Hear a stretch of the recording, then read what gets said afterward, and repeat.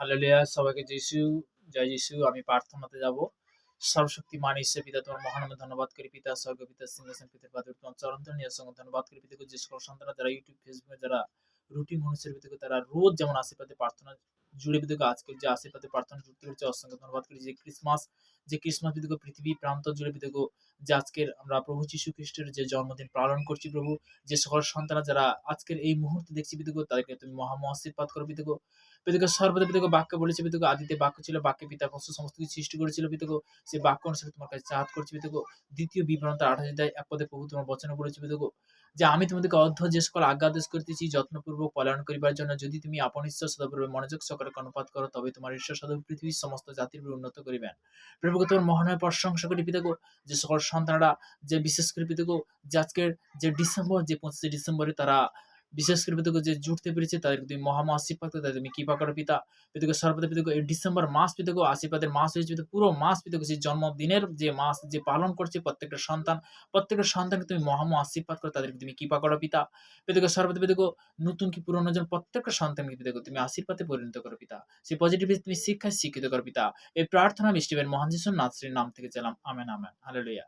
তো তেমনি বলতে কি যে আমরা বাক্য থেকে জানবো, যোহন লিখিত সুসমাচার তার 1 অধ্যায়, আদিতে বাক্য ছিল এবং বাক্য ঈশ্বরের ছিল এবং বাক্য ঈশ্বরের ছিলেন, তিনি আদিতে ঈশ্বরের কাছে ছিলেন।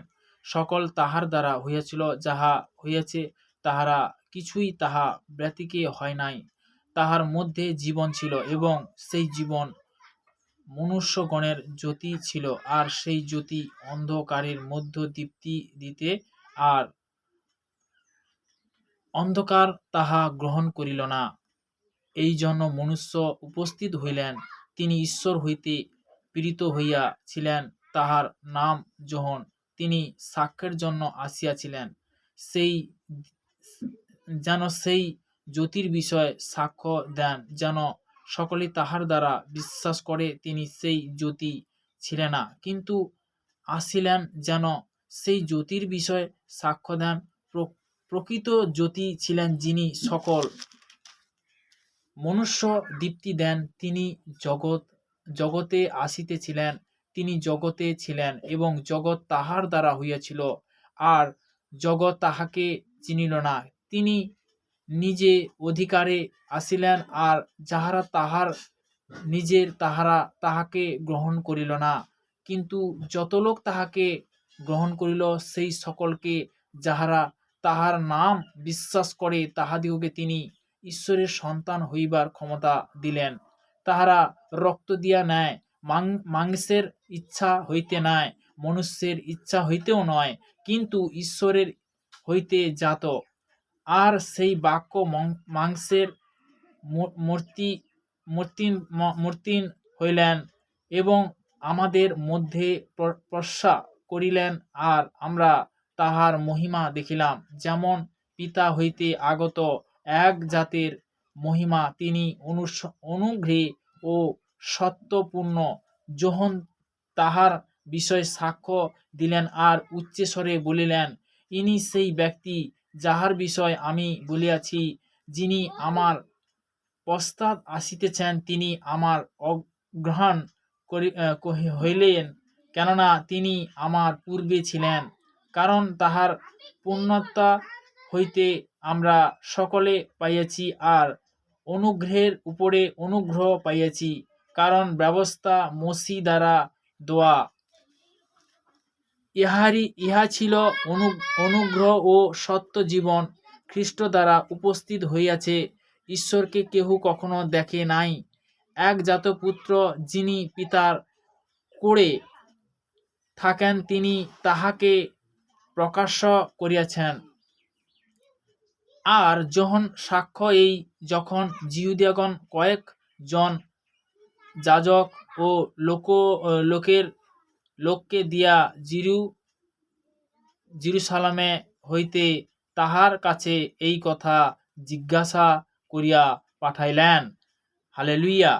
পিতাকে সর্বদা যে আজকের এই মুহূর্তে এই প্রার্থনা দেওয়ার জন্য আমাকে অসংখ্য ধন্যবাদ করি পিতা। তো সর্বদাই আমরা প্রভুর বচন দ্বারা আজকের আমরা জানলাম।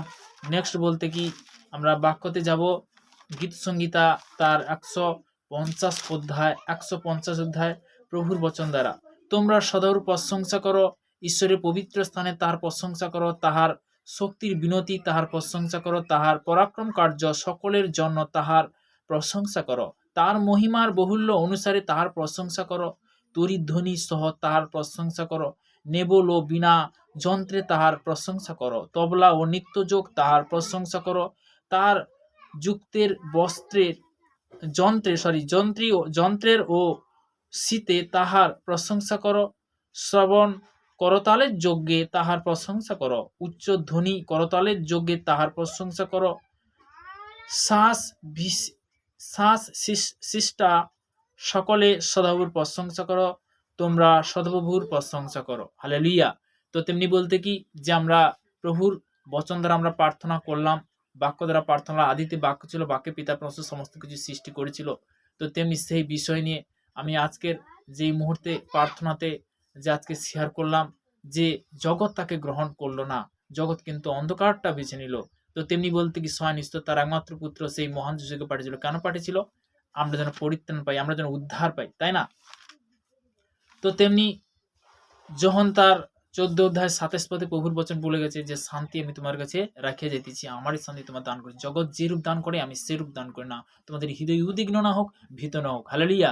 আমার পিতা পরমেশ্বর যে আমাদেরকে যে উপহার দিয়েছে, যে বলতে কি যে উপহার বলতে কখনো বলতে কি বাজারে পাওয়া যায়, সেটা হলো বলতে শান্তি। শান্তি কোথাও বাজারে পাওয়া যায় না, শান্তি কোথাও টাকা দিয়েও কিনতে পাওয়া যায় না। সেই শান্তির জন্য আমরা কোথায় কোথায় ঘুরেছি।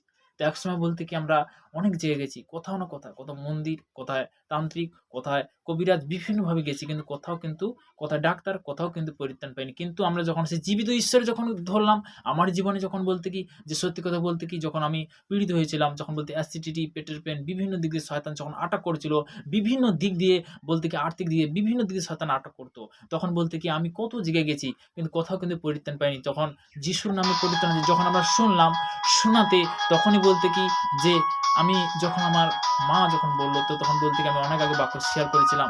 তো তেমনি বলতে আমি যখন গেলাম, যাওয়ার পরে কিন্তু পরিত্রাণ পেলাম, উদ্ধার পেলাম, যে যিশুর নামে পরিত্রাণ আছে। হালেলুয়া। তো আমরা প্রার্থনাতে বিভিন্ন ব্যক্তি তারা কিন্তু দেশ বিদেশ থেকে তারা কিন্তু বলতে বিভিন্ন জায়গা থেকে তারা প্রার্থনার জন্য রিকোয়েস্ট করে। আমি হয়তো সবার প্রার্থনার রিকোয়েস্টটা হয়তো আমি নিতে পারছি না, তো তেমনি খুব রিসেন্টলি আমি অবশ্যই নেব এবং সাক্ষ্যগুলো শেয়ার করব। তো পিতার ধন্যবাদও আমি 2025-2026 অবশ্যই শেয়ার করব। তো তেমনি আমি বলেছিলাম তো রিসেন্টলি, তো তেমনি আমাদের বলতে সাক্ষ্য শেয়ার করা হয়েছে তো ইউটিউবের মধ্যে। তো তেমনি অবশ্যই আপনারা দেখতে পাবে। তো আমরা প্রার্থনাতে যাব।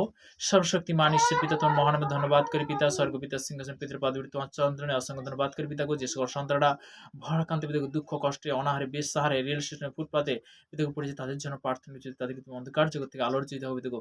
বিভিন্নভাবে নেশাগ্রস্ত যে সকল সন্তানরা রয়েছে পিতাগো, তাদেরকে তুমি অন্ধকার জগৎ থেকে আলোর দিতে হবে। যে সকল সন্তানরা পীড়িত অসুস্থ পিতাগো, হাসপাতালের মধ্যে, বেডরুমে, রেল স্টেশনের মধ্যে, যারা বিশেষ করে বিভিন্ন জায়গায় হয়তো গৃহের মধ্যে যে পীড়িত ব্যক্তি, তাদের জন্য প্রার্থনা করছি, তাদেরকে তুমি সুস্থতার জীবন দাও পিতাগো। যারা এই মুহূর্তে ইউটিউবে ফেসবুকে যারা দেখছে পিতাগো, তাদেরকে তুমি মহা আশীর্বাদ করে পিতাগো। এই প্রার্থনা মিষ্টিমের মহান যিশুর নাম দিয়ে জানাম। Amen amen. সবাইকে জয় যিশু।